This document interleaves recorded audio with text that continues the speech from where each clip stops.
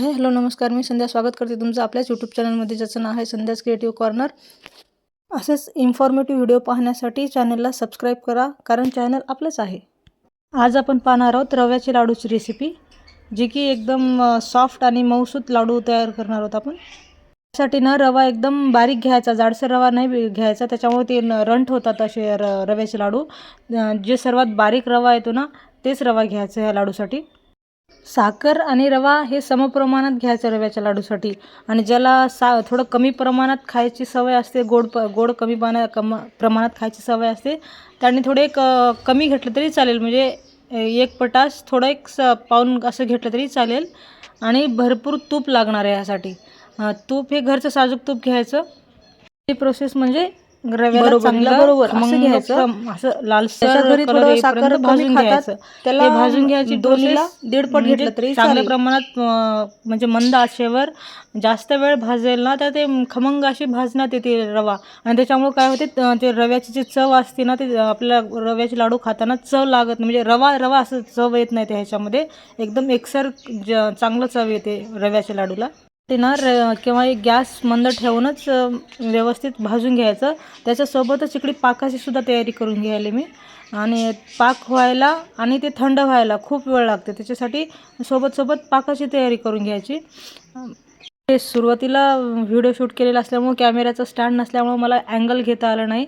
त्याच्यासाठी थोडं समजून घ्या तुम्ही व्यवस्थित, म्हणजे कळण्याशी मतलब आहे. आता अँगल कसं काय येत नाही की नाही, बिगनरला हे प्रॉब्लेम होतातच, असं तुम्ही समजून घ्याल अशी अपेक्षा करते.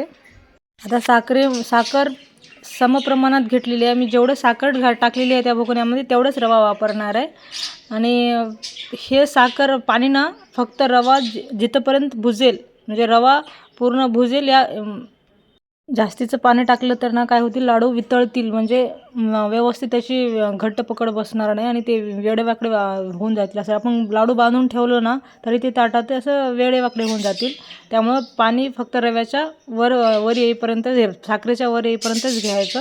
मग त्याला व्यवस्थित एकतारी पाक करून घ्यायची. त्याला जास्त वेळ शिजून द्यायचं नाही. म्हणजे एकतारी पाक झाली, म्हणजे कडक पाक झालं ना, तर रव्याचे लाडू खूप कडक होतील.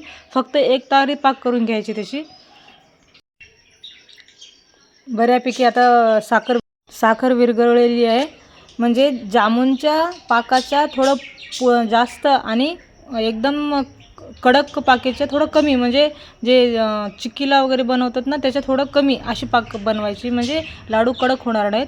ते पहा, आता माझ्या दोन्ही बोटाच्या बेचामध्ये थोडं एक असं बोट पैस केल्याच्या नंतर थोडी अशी तार बांधते ना, तेवढंच करायचे. हे बरेच जणांचे ना लाडू खाल्ले, पण एकतर घट्ट तर होतात, म्हणजे कडक असं दगडानं फोडायसारखे, नाही तर त्याला थोडं रव्याचं तर वास येतो, म्हणजे रव्याची चव येते तोंडामध्ये. आपल्या लाडूमध्ये असं नाही होणार. आता मी एकदम गव्हाळ पद्धतीने रवा भाजून घेतलेला आहे पहा, आणि त्याला थोडं थंड करायला ठेवायचं. हे पण पूर्ण थंड करून घ्यायचं. आणि हे पाकाचं पण गॅस बंद केलेला आहे, आणि पाक पण सुद्धा पूर्ण थंड करून घ्यायचे. नाही असं जे आपण हात मध्ये बोट घातलो ना, तरी असं थोडंसुद्धा गरम नाही लागायला पाहिजे, एवढं थंड करून घ्यायचं. त्याच्यामुळे काय होईल, एकदम लुसलुशीत होतील आपले लाडू, कसे रव्याचे एकदम लुसलुशीत होतील. पाकामध्ये कसं बोट घालून पाहिले, असं बिलकुल गरम नव्हतं. आणि हे रवा पण पूर्ण थंड झालेलं होतं. आणि हेच सिक्रेट आहे, म्हणजे आपण पूर्ण थंड झाल्याच्या नंतर एकत्र करायचं. आता ते पण खूप तूप व्यवस्थित जास्त टाकून आणि खमंग भाजल्यामुळे ते पण कसं घट्ट, म्हणजे तूप जास्त असल्यामुळं घट्ट बनलेलं आहे. आता ह्याच्यामध्ये जायफळ आणि इलायची ह्या दोन्हीचं पावडर मी अगोदरच करून ठेवलेलं होतं. 1 चमचा नाहीतर 1.5 चमचा आपल्या आवडीप्रमाणे घालायचं. मी काय केलं होतं, मी एकदाच रवा जास्तीचं भाजून घेतलं होतं, म्हणजे नंतर शिऱ्याला वगैरे होईल म्हणून. मी साखर जेवढी घेतली होती ना, आता तेवढंच मेजरमेंट करून रवा टाकणार आहे आपल्या पाकामध्ये. आणि चांगल्या प्रकारे फिरवून थोडा वेळ ठेवून द्यायचं बाजूला. कारण पाक कसं रव्यामध्ये शिरते, आणि ते रवा पाकीला ऑब्झर्व करून ते आता लाडू बांधायसारखं घट्ट होतील ते. त्यासाठी थोडा वेळ त्याला वेळ द्यावा लागेल. आता मी फिरवते थोडा वेळ, पण ते असे पातळच राहील, म्हणजे हे आपलं पूर्ण मिश्रण ना पातळच दिसेल आपल्याला. पण थोड्या वेळाच्या नंतर पाहिल्याच्या नंतर ते खूप असं घट्ट होऊन जाईल पूर्ण आपलं मिश्रण. हे पहा पातळ पातळच आहे. असं वाटेल की तुम्ही नवीन कोणी करणारे असेल तर असे वाटेल की खूप पातळ झालेलं अजून रवा टाकावा का, पण रवा टाकलं ना पूर्ण मिश्रण बिघडून जाईल आपलं. त्याच्यासाठी लाडू बिलकुल नाही बनणार. त्यासाठी व्यवस्थित त्याला थोडं टाईम द्यायचं. आता हे थोड्या वेळाच्या नंतर अनेक वेळेस फिरवले मी, एवढं घट्ट झालेलं होतं पहा. आता थोडे वेळ ठेवले, अजून थोडा वेळ ठेवले, त्यानंतर हे पहा आपलं कसं बॅटर कसं झालेलं आपलं पूर्ण एकदम रव्याच्या लाडूचं पूर्ण हे रवा कसं एकदम मोकळं, आता जवळपास मोकळंच म्हणलं तरी चालेल असंच झालेलं आहे. पण आता लाडू एकदम मस्त बनतील. सुरुवातीला करताना मी पण ही चूक केली होती की खूप पातळ झाले म्हणून आणि रवा टाकून दिले. मग ते काय खूपच मोकळं होऊन गेलं, ते लाडू बनायलाच तयार नव्हते. त्यासाठी ते चूक नाही करायची. रवा पाकामध्ये जेवढं साखर होतं ना तेवढंच मेजरमेंटनं हे पाकामध्ये रवा टाकायचं. मग थोडं थोडं त्याला टाईम द्यायचं. मग ते खूप आपोआप पूर्ण ऑब्झर्व करून घेते पाक सगळं रवा.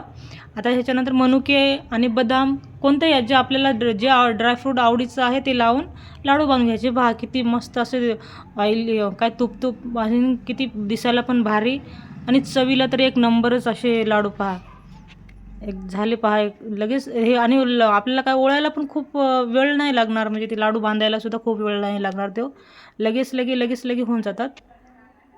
असे बघले की तोंडाला पाणी यायसारखे झालेत पहा. माझ्या छोट्या मुलाला आणि मिस्टरांना खूप आवडले. ते खाल्ल्याच्या नंतर संपल्याच्या नंतर अजून एक वेळेस म्हणाले की ते आणखी कर म्हणून. व्हिडिओ शूट घेऊन खूप दिवस झाला, पण एडिट करायला लेट झाला होता. त्याच्यामुळे हे तुम्हाला एक्सपिरियन्स सांगण्यात आला. आणि हे कसे वाटले लाडू काय नाही मला कमेंट करून नक्की सांगा.